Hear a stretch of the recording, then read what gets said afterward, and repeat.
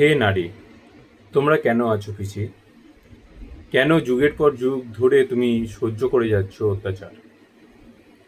তোমাদের শিক্ষাগত যোগ্যতা এবং জ্ঞানের পরিধির কোনো সীমানা নেই, সেটা কি তোমরা জানো না? তোমরা কেন এই পুরুষতান্ত্রিক সমাজের নিচে নিজেদেরকে দমন করে রেখেছো বলো তো? কেন ওদেরকে এভাবে সুযোগ নিতে দিচ্ছ তোমাদের দুর্বলতার? হ্যাঁ, পুরুষ সমাজের আছে গায়ের ক্ষমতা, কিন্তু তাদের এইটা কি আছে? তাদের ব্রেনের ক্ষমতা কতটা? তাদের বুদ্ধি বিবেচনা কতটা, ক্ষমতা কতটা? তারা কোনোদিন তোমাদের সাথে পেরে উঠবে না। প্রাচীনকালে যখন জন্তু জানোয়ারকে মারার দরকার পড়তো, বা পাথর ঠুকে আগুন জ্বালানোর দরকার পড়তো, অথবা গাছ কেটে ঘরবাড়ি বানানোর দরকার পড়তো, অথবা নদী থেকে মাছ ধরার কাজ করতে হতো, এইসব বলপূর্ণ কাজ মানুষ সমাজে পুরুষরাই করে এসেছে, কারণ নারীরা এসব কাজেতে একটু দুর্বল। আমি সব নারীদের কথা বলছি না, তবে সমাজে বেশিরভাগ নারীরা এই ব্যাপারে আমার সাথে সহমত থাকবেন। তখন পুরুষদের ব্রেনের থেকে গায়ের ক্ষমতার দরকার অনেক বেশি হতো।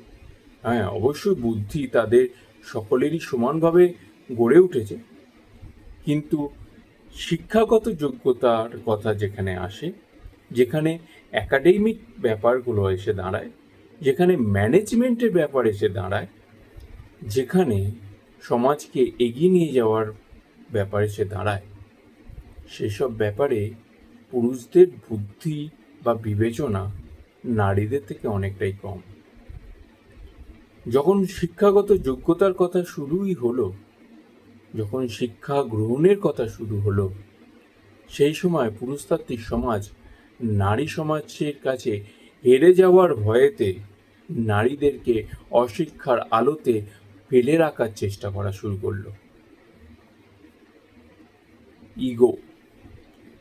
ইগোর জন্য এই পুরুষতান্ত্রিক সমাজ এখনো নিজেদেরকে এগিয়ে নিয়ে যেতে পারছে না। যেসব দেশে নারী শিক্ষাকে বড় করে দেখা হয় না, সেসব দেশে যদি দেখা যায় তাদের সেটা সায়েন্স হোক, সেটা আর্টস হোক, সেটা একাডেমিক হোক, সব দিক থেকেই তারা অনেক বেশি উন্নত হয়ে আছে। আমরা শুধুমাত্র আমাদের চোখটা বন্ধ করে রেখেছি।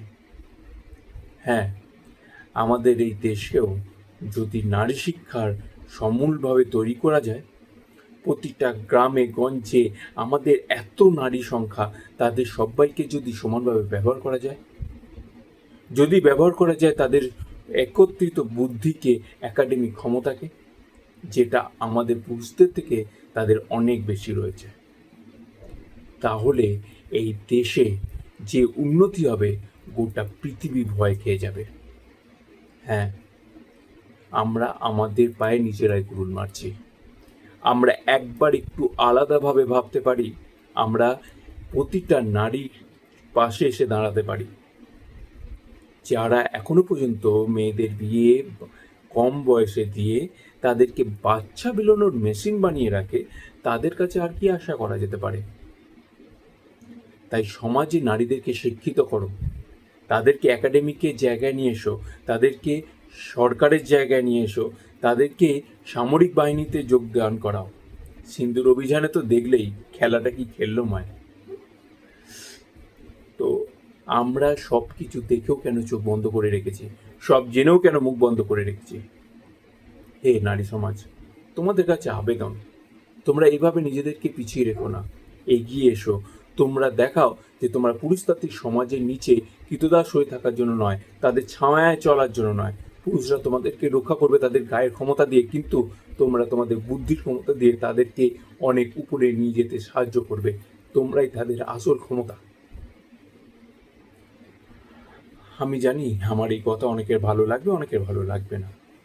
যাদের ভালো লাগবে তারা অবশ্যই আমার ভিডিওটাকে শেয়ার করে দেবেন, যাতে প্রত্যেকটা নারী তার কাছে তার এই আত্মসম্মানটা গড়ে তুলতে হেল্প করে। আর যাদের খারাপ লাগবে তারা অবশ্যই আমার কমেন্টে জানাবেন কেন খারাপ লাগলো, এবং তার যুক্তিপূর্ণ ব্যাখ্যা দেবেন। আর যদি তা দিতে না পারেন, দয়া করে নারীর যেখানে অত্যাচার অসম্মান হচ্ছে তাদের পাশে দাঁড়িয়ে তাদেরকে রক্ষা করুন, আর তাদেরকে এই সমাজে এগিয়ে যাওয়ার কাজগুলোতে নিযুক্ত করুন।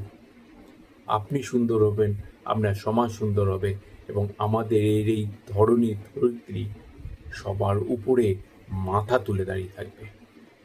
ধন্যবাদ।